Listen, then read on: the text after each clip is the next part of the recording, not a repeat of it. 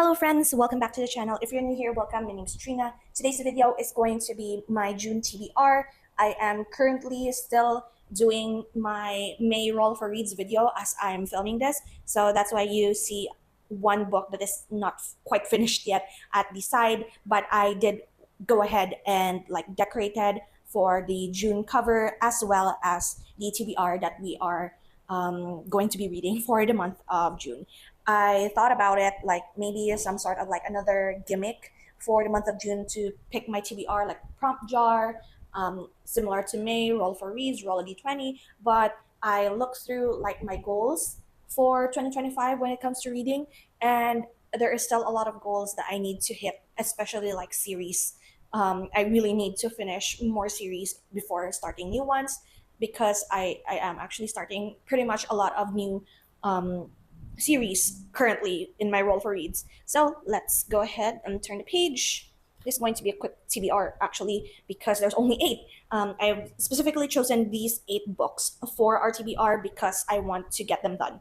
So the first one that we have here is The Burning Maze. This is the 3rd book in the Trials of Apollo series by Rick Riordan. So as we go along, you would maybe notice that these books have already been like featured in a previous TBR that I haven't got to them yet. So basically, June is my cleanup month. I hopefully am able to knock these guys off of my TBR because I have been putting them off the TBR for quite some time now. So again, the first one is The Burning Maze, Rick Riordan's 3rd book.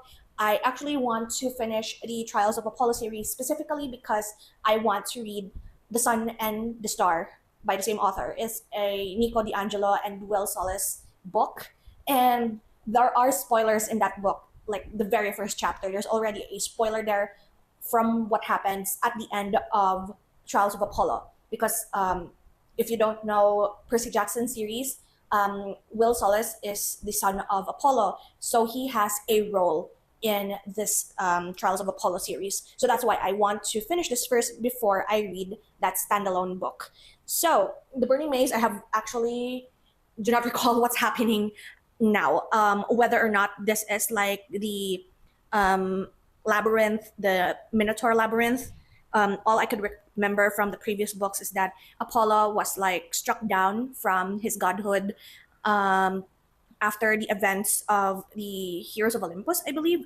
And in order to reclaim his divinity, he has to go through these trials a la Hercules, I guess, wherein he doesn't have his powers, but he needs to go through different trials in order to prove that he is deserving of his divinity again. So as we move along, we meet but most of his children, his current children in this timeline, I guess.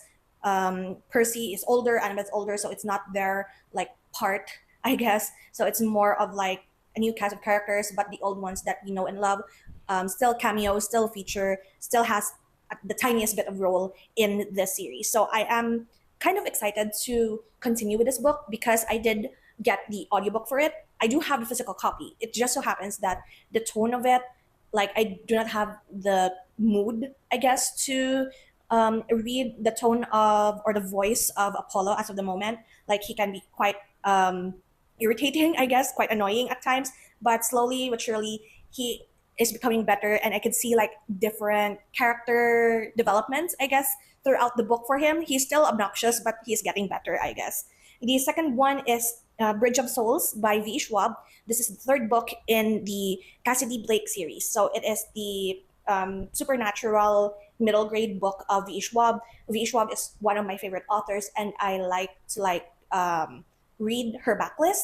And one of it is like this YA, oh no, not YA, but middle grade, I guess, book of a girl who is able to step through the veil and go in between like the living and the ghost world.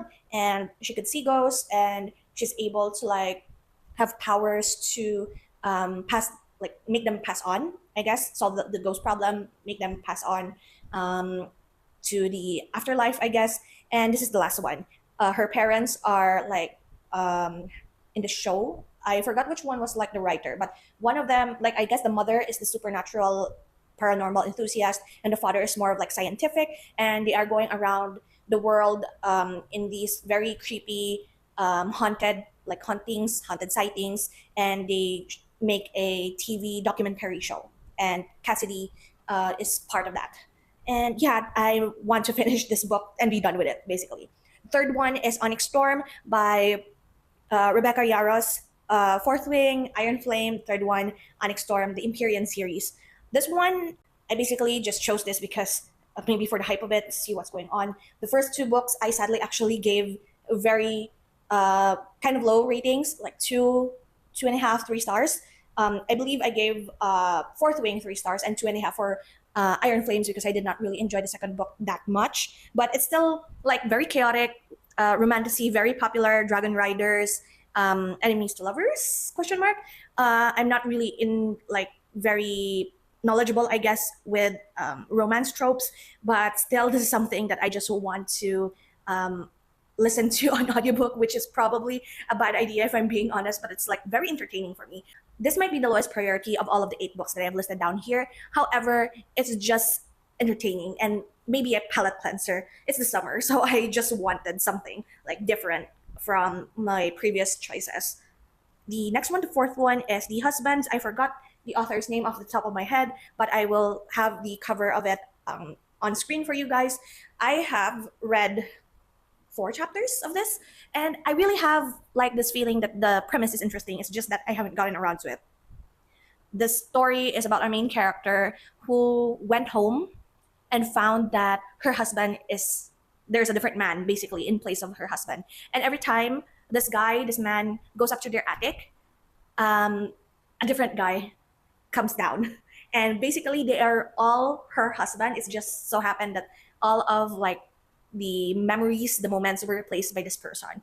Like all of her friends, her family knows this guy except her. And it's sort of weird, but it's quite an entertaining premise. It is also something wherein whether or not she should stop a certain person or like the current husband from going up in order to like, are you contented with this guy or is there someone better? If someone goes up there and comes down, are they better than the previous one? Something like that. It's a dilemma. The fifth one is The Bad Ones. This one I did start. So this is not part of a series, but these are the books that I have started.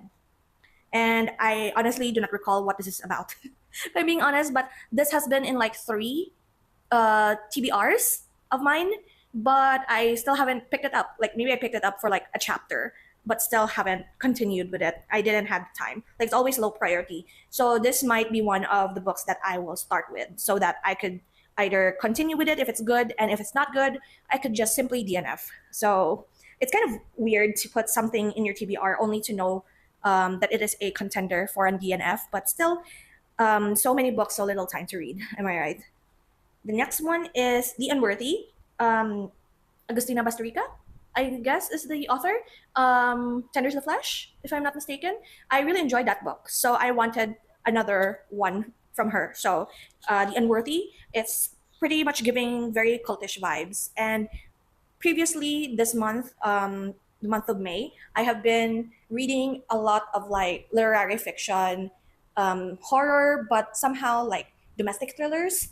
Very, what do I call this? It is a horror that I am no longer entertained with, nor we shouldn't be entertained by those types of horrors. But still, when it comes to horror, so I am hoping that this one is entertaining for me. The seventh one, this one hurts. Fragile Threads of Power by V. Schwab. This is the first in the Threads of Power series, but in the universe of Shades of Magic, this is the fourth one. I really, really enjoyed the first trilogy, Shades of Magic trilogy, one of my favorite books, except the third one, which Conjuring of Light. It's very much disappointing because of one particular person that happens to be in this one as well, like one of the main, like she's a supporting character from the first series, and I tried my best to like put her out of my mind, but still she is a very important character and very much a huge part of this series. So that's why I haven't been picking it up. I am very sad because I really love this universe. I really enjoy that there is another new main character from a different London, White London. So basically, there are different Londons here, each with different powers. The previous main character is able to go through the different timelines, the different Londons with his own power.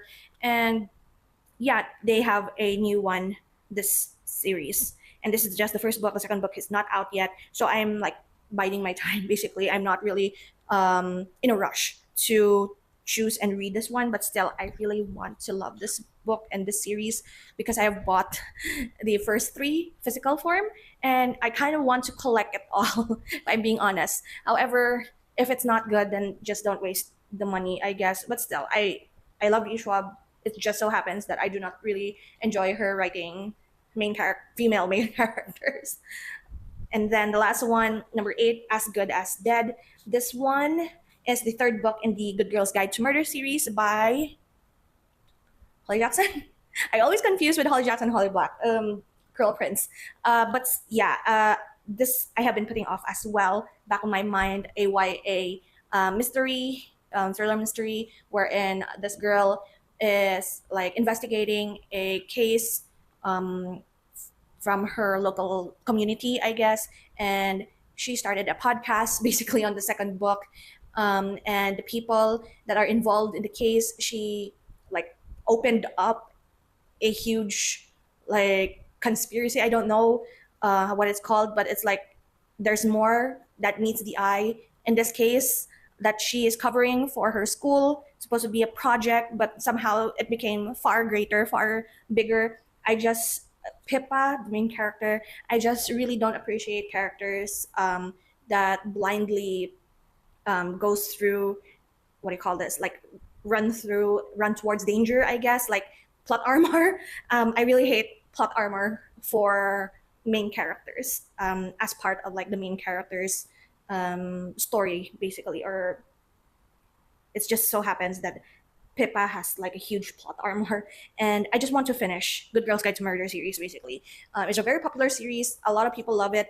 I really enjoy like true crime podcasts and true crime stories. It just so happens that this one doesn't work for me. Maybe because it's YA, and also sometimes when it comes to murder mysteries, I don't think you need to have romance in it or like subplot romance. Maybe that's also the reason why I did not like Cassidy Blake series, because it's also like middle grade, almost young adult, and there is like a tiny subplot of romance there. So like there's no point. I don't really necessarily like, you don't need to put the main character having a crush on this one-time character so that they have like emotions basically, so that they are not feeling very flat. I don't think you need to do that. So yeah, those are the 8 books in my TBR for the month of June. I'm not saying that I'm not excited for any of these. It just so happens that I know in my mind that I want to get these done.